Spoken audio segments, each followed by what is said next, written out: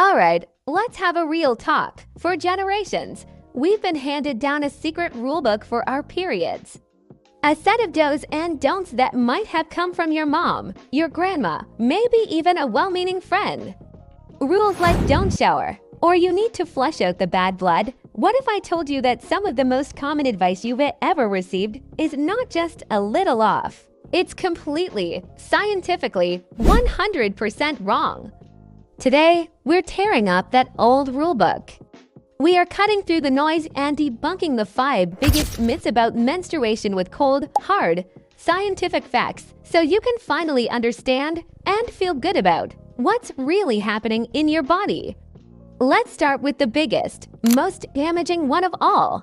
Myth number 1, menstrual blood is bad, dirty, or spoiled blood that your body is desperate to get rid of.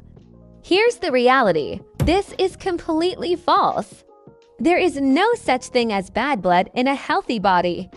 Think of it this way, your body is an incredibly smart architect. Every single month, your uterus builds this amazing, nutrient-rich lining, the endometrium, to prepare a potential home for a baby.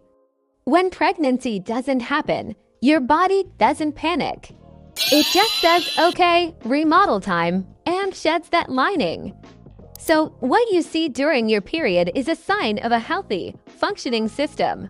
It's a mix of blood, tissue, and nutrients. In fact, having a regular period is a powerful sign of health, youth, and hormonal balance. It's not a detox, it's a refresh. Okay, that leads us perfectly into myth number 2.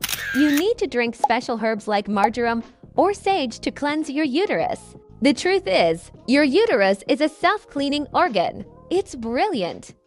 It requires 0 special drinks or detox teas to do its job. A normal, balanced diet is all it needs to function perfectly. Here's the danger. Many of those cleansing herbs contain powerful compounds that act like estrogen in your body. When you take them in large, uncontrolled amounts, like from an herbalist who isn't a doctor, you can throw your hormones completely out of whack. This can lead to serious problems, from ovarian cysts to disrupting your cycle even more. Why gamble with mystery herbs when a doctor can give you safe, precise care if you actually need it? Alright, on to myth number 3, and this one is just wild. You must not shower or bathe during your period. The belief is that it will stop your flow or, even crazier, freeze the blood inside you.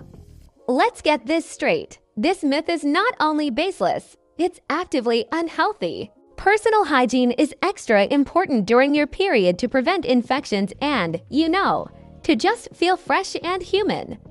Bathing or showering does not stop your blood flow. It might seem like it slows down in the water because of the pressure, but it doesn't stop. And the idea of it freezing inside you, that's a physiological impossibility. Your body's internal temperature is tightly regulated. The temperature of the shower water isn't going to change what's happening deep inside your uterus. In fact, a warm shower can be one of your best friends for soothing cramps and boosting your mood. Myth number 4. You must stop all exercise while on your period. This is another myth that holds women back. Now, listen, if you don't feel like running a marathon, don't. But the idea that you need to completely shut down all movement is actually counterproductive. Here's the deal. Light to moderate exercise can be your secret weapon against period pain.